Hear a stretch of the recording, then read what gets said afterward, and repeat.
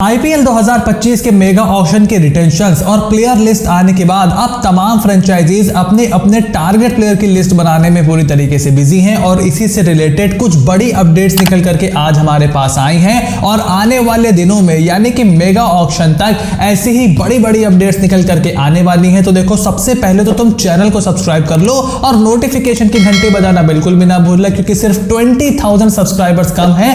इस दीवार पर सिल्वर बटन लगने से पहले से उसको जल्दी से कंप्लीट करा दो। और इस मेगा ऑक्शन में देखो, सबसे पहले सबसे बड़े प्लेयर यानी कि ऋषभ पंत और श्रेयस अय्यर से रिलेटेड कुछ बड़ी अपडेट्स निकल करके आई हैं। सबसे पहले ऋषभ पंत की बात करते हैं। दिल्ली कैपिटल से रिलीज होने के बाद सभी के मन में सबसे बड़ा सवाल यह था कि अब ऋषभ पंत का फ्यूचर क्या होने वाला है, क्योंकि काफी सारी फ्रेंचाइजीज को कैप्टन की जरूरत है और बहुत सारी फ्रेंचाइजीज बहुत ज्यादा पैसे लेकर के, बड़ा बजट लेकर के मेगा ऑक्शन में आ रही हैं। और दिल्ली कैपिटल्स के पास भी राइट टू मैच कार्ड था जिसको वो ऋषभ पंत के ऊपर यूज कर सकते हैं। बट अभी जो लेटेस्ट रिपोर्ट्स निकल करके आई हैं उनके मुताबिक इस साल GMR control Delhi Capitals Rishabh Pant के लिए right to match card use करने के मूड में बिल्कुल भी नहीं दिखाई दे रही है एज ऑफ नाउ। अब देखो, मेगा ऑक्शन आते आते इस प्लान में कुछ तब्दीली आ जाए तो हम नहीं बता सकते, लेकिन एट दिस मोमेंट उनको right to match card use करने में ऋषभ पंत के ऊपर बहुत ज्यादा दिलचस्पी नहीं है। And this kind of makes sense, क्योंकि अगर आपको आरटीएम यूज करना था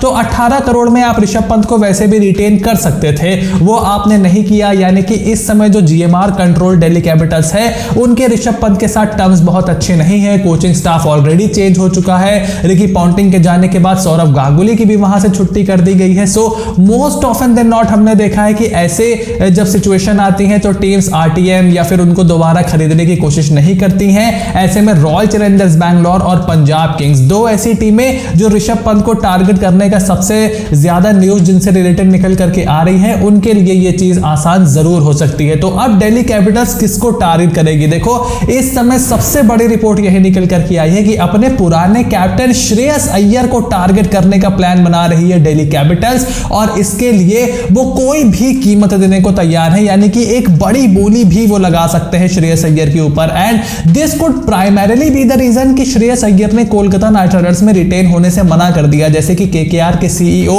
वेंकी मैसूर ने बोला कि Shreyas Iyer wanted to test his value in the mega auction, कि मैं ऑक्शन में जाता हूं, हो सकता है अगर आप मेरे को 16 करोड़ या 18 करोड़ भी देते, हो सकता है ऑक्शन में मैं 20, 22, 25 करोड़ तक भी पहुंच जाऊं। क्योंकि देखो, एक आईपीएल विनिंग कैप्टन है श्रेयस अय्यर। दिल्ली कैपिटल से ऑलरेडी वो फाइनल खेल चुके थे, केकेआर से आकर के वो ट्रॉफी जीते हैं और काफी सारी टीमों को इंडियन बैट्समैन की भी जरूरत होती है। सो हु नोस कि किस तरीके से ऑक्शन डायनामिक वर्क करते हैं और कौन सी टीम उनके पीछे पड़ जाती है, कौन सी टीम प्राइसेस इन्फ्लेट करती है। इंटरेस्टिंग चीज ये होगी देखना कि क्या कोलकाता नाइट राइडर्स श्रेयस अय्यर पर बोली लगाएगा, और लगाएगा तो कितने करोड़ रुपए तक उनके लिए केकेआर जाएगी, क्योंकि केकेआर के पास आरटीएम है नहीं।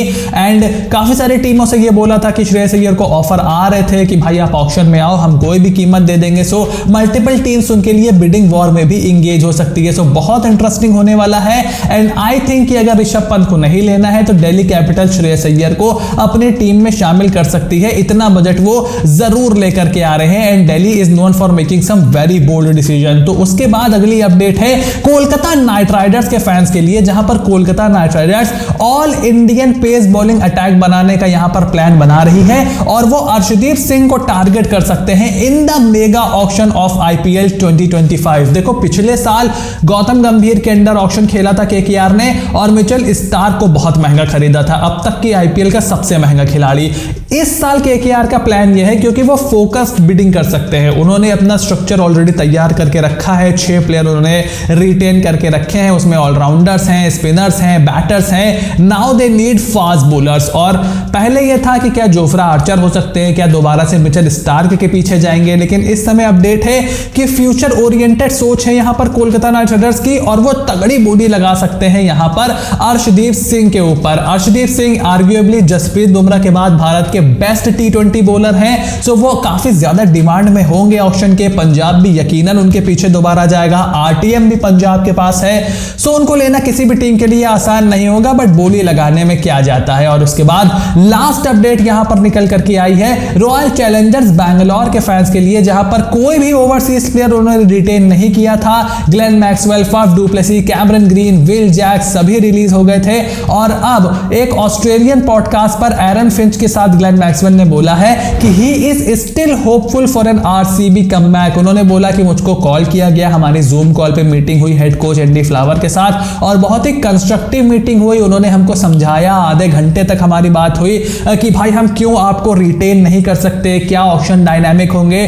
तो उन्होंने बोला कि आरसीबी देखो अच्छे से कम्युनिकेट आरसीबी ने किया मेरे साथ और मुझे उनसे कोई गिला शिकवा नहीं है, बहुत अच्छे टर्म पर अभी हमारी ये पार्टनरशिप खत्म हुई है। एंड यू नेवर नो कि मेगा ऑक्शन में किस तरीके का डायनामिक बैठे। उन्होंने कहा वो आरसीबी के लिए खेलना बहुत ज्यादा पसंद करते हैं and he will want to return for Royal Challengers Bengaluru. जिस पर एरन फिंच ने भी बोला कि भाई आप तो रिटर्न करने वाले हो, ऐसा मालूम पड़ता है। अब ऑक्शन में क्या होगा ये तो ऑक्शन में पता चलेगा। आप मुझे अपनी ओपिनियन अभी कमेंट बॉक्स में लिख करके बता सकते हो और भाई चैनल को सब्सक्राइब कर दो, नोटिफिकेशन की घंटी बजाना बिल्कुल भी ना भूलना ताकि ऐसी कोई भी वीडियो तुमसे बिल्कुल भी मिस ना हो। Stay tuned and I will see you soon in the next video.